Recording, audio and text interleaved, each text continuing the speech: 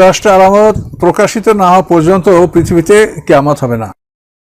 সেই 10টা আলামত সম্পর্কে যেটা হাদিস এবং তাফসীর গ্রন্থে যে 10টা আলামত উল্লেখ করা আছে, তার এগুলি এলোমেলো, আর সিরিয়াল করা মুশকিল। তবে একেবারে প্রথম যে আলামতটা আসবে সেটা হচ্ছে দোকান, ধূম্রকুণ্ডলী।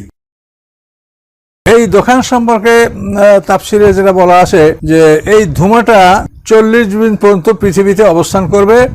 আকাশের পূর্ব থেকে পশ্চিম, পশ্চিম তারপরে উত্তর থেকে দক্ষিণ, মানে আকাশ থেকে মাটি, সমস্ত জায়গাটা ধুমায় পরিপূর্ণ হয়ে যাবে। এবং এই ধুমা কাফের, মুশরিক, মুনাফিকদের মুখ থেকে ঢুকবে, মলদার থেকে বের হবে, তারা ভীষণ অস্থির হবে। আর মোমেনদের এই ধুমার ফলে মোমেনদের একটু সর্দি কাশি হবে, তারা অত কষ্ট পাবে না।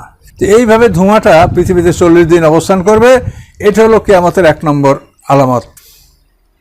এই ধুমার পরে পৃথিবীতে কোনটা আসবে